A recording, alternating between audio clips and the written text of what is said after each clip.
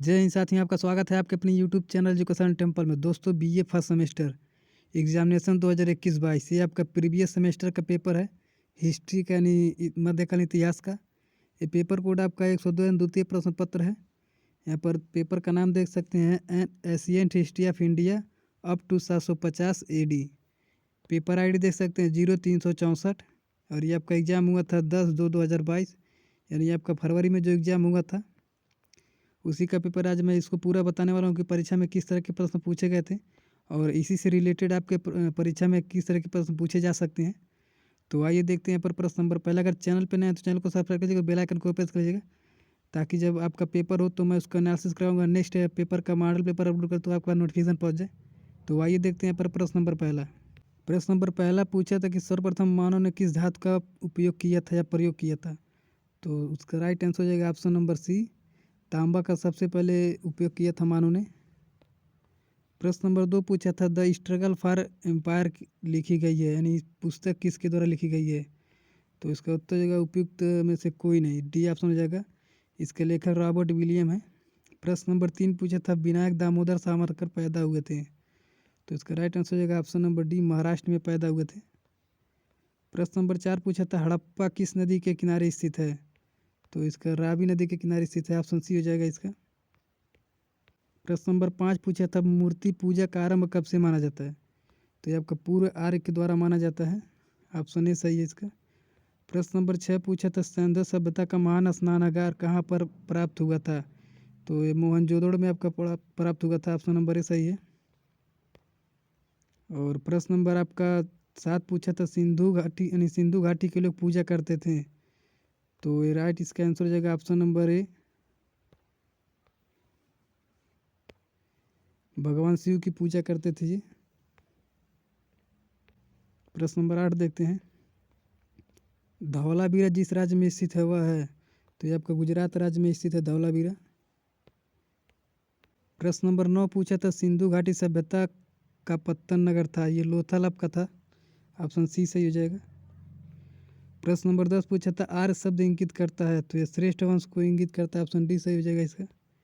प्रश्न नंबर 11 पूछा था उपनिषद पुस्तक है। तो ये एक धर्म ग्रंथ पर आधारित पुस्तक है, ऑप्शन ए इसका सही हो जाएगा। प्रश्न नंबर 12 पूछा था संस्कारों की कुल संख्या है।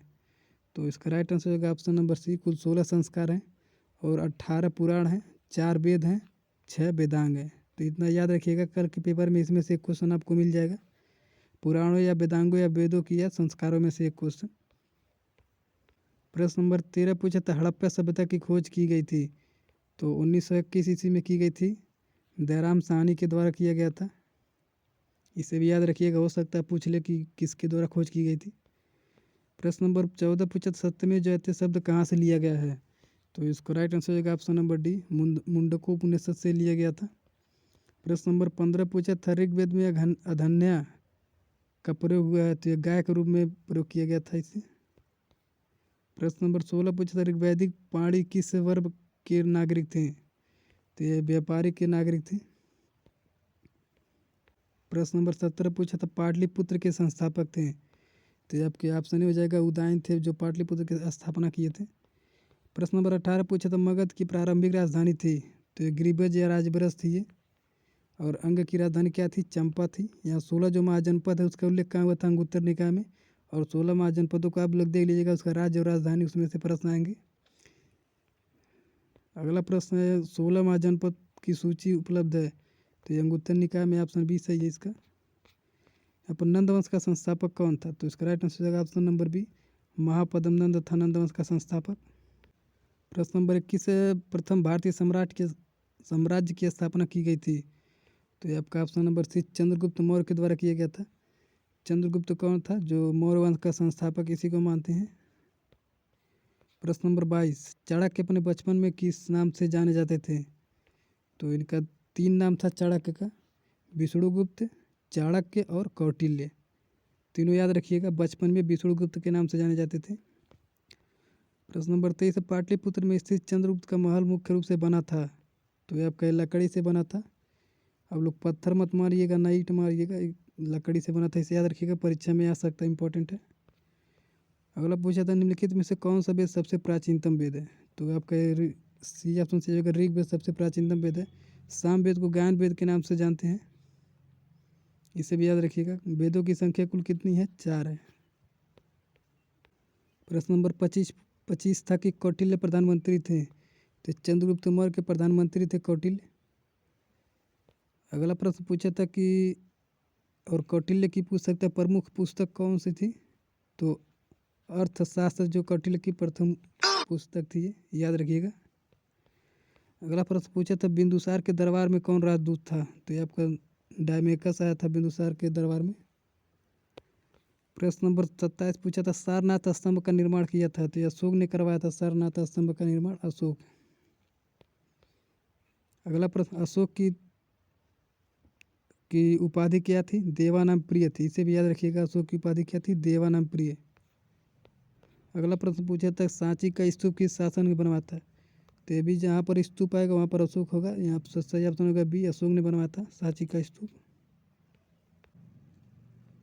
प्रश्न नंबर 29 पूछा था चंद्रगुप्त मौर्य का गुरु कौन था, तो यहाँ पर भद्रबाहु हो जाएगा। प्रश्न नंबर 30 मौर्य काल में शिक्षा का सर्वाधिक प्रसिद्ध केंद्र था, तो तक्षशिला जो था सबसे प्राचीनतम विश्वविद्यालय है। नालंदा आपका बिहार में पड़ता है, तक्षशिला आपका वर्तमान समय पाकिस्तान में स्थित है। नालंदा विश्वविद्यालय की स्थापना किसने करवाया था? धर्मपाल ने करवाया था। स्कंदगुप्त ने करवाया था यहाँ पर नालंदा विश्वविद्यालय की स्थापना। अगला प्रश्न पूछा था कि मौर्य साम्राज्य का अंतिम शासक कौन था, तो बृहद्रथ था जो मौर्य साम्राज्य का अंतिम शासक था। अगला प्रश्न पूछा था कि प्रयाग प्रशस्ति के रचनाकार कौन थे, तो इसका राइट आंसर हो जाएगा ऑप्शन नंबर बी, हरिसेन हो जाएगा।